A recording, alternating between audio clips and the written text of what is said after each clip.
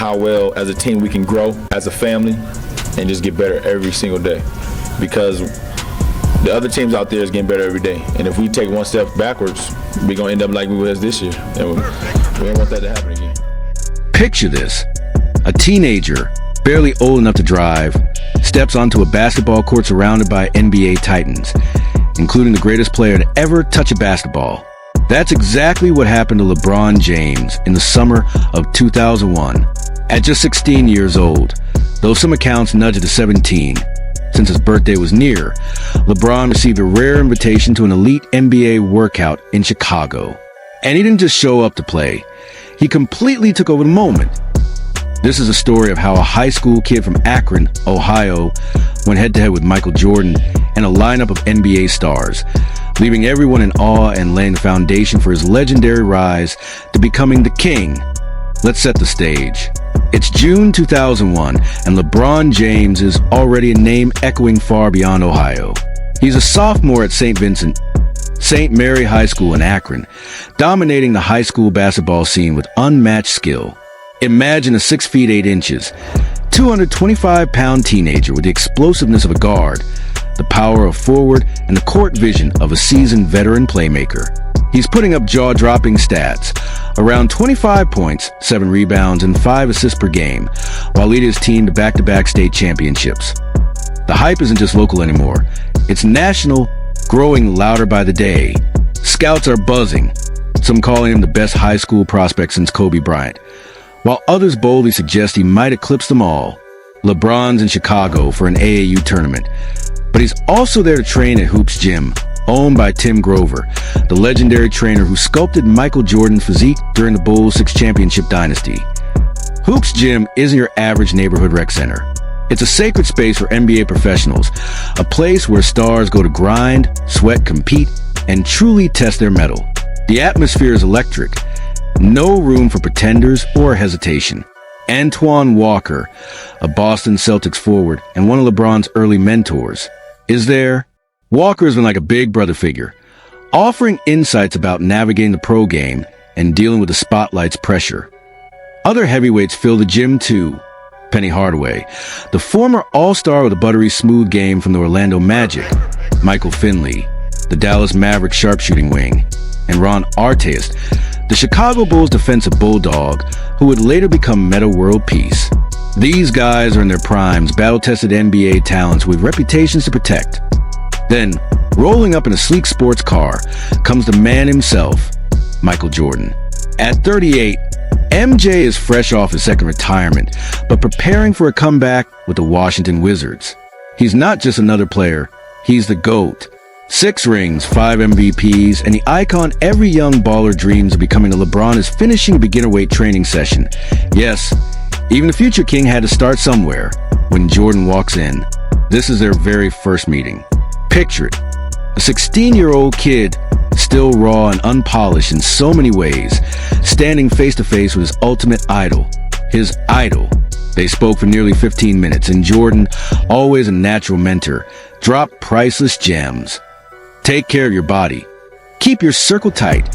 Study the game relentlessly and prepare for the crushing weight of expectations. LeBron later shared this moment on the New Heights podcast with Travis and Jason Kelce, saying he was completely starstruck, but still absorbed every single word like a sponge. This wasn't just casual small talk. It was a pivotal moment, a subtle passing of the torch, even if neither of them fully realized it at the time. Now here's where the story truly ignites. The gym transforms into a battleground for pickup games. These aren't laid-back, friendly runs. They're intense, high-stakes, ego-driven competitions where pros test each other and prove their worth. LeBron isn't supposed to be in the mix, not right away. He's just a high schooler, untested against hardened professionals. As he told the Kelce brothers, it was hard to get on the court as a young guy. You had to earn your spot, and I was starving for mine. Thanks to his connection with Antoine Walker and the raw talent he'd already flashed in workouts, he finally gets the nod. Suddenly, he's sharing the floor with Jordan, Walker, Hardaway, Finley, and Artest. The stage is set for something unforgettable, something legendary. LeBron admitted he was nervous as hell at first, and who wouldn't be? Imagine being a teenager guarding or being guarded by global icons. But once the ball tipped, nerves quickly turned into fire. He described it vividly on New Heights. When I finally got out there, I was like, I'm busting ass. I was nervous being out there with MJ and the rest of those guys, but I was like, oh, I'm about to go crazy. And I did. He wasn't exaggerating.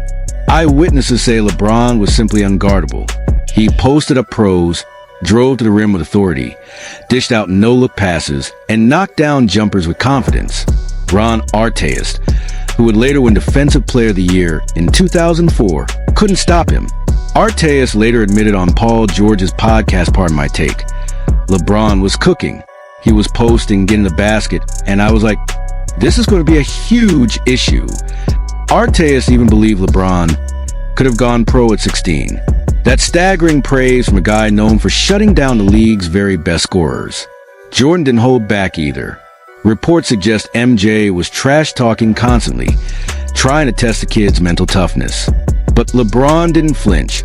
He held his own. He reportedly scored on Jordan multiple times. Drives, post-ups, and maybe even a jumper or two that grainy photos from that day, which surfaced years later, show LeBron in a white jersey and Jordan in blue, locked in battle. No video exists. Cameras were banned in these exclusive sessions. But the first-hand accounts from those who were there remain electric. Antoine Walker, who vouched for LeBron to play, was stunned. Hardaway and Finley saw the future unfolding right in front of them. LeBron wasn't just surviving out there. He was dominating, making established NBA stars look like inexperienced high schoolers. Let's put this in perspective. Jordan, at 38, wasn't his Bulls prime, but he was still a stone-cold killer preparing for his Wizards comeback. Antoine Walker was averaging more than 20 points per game. Penny Hardaway, despite battling injuries, remained a respected former All-Star. Michael Finley was a consistent 20-point scorer. Ron Artest was already carving his name as a rising defensive force.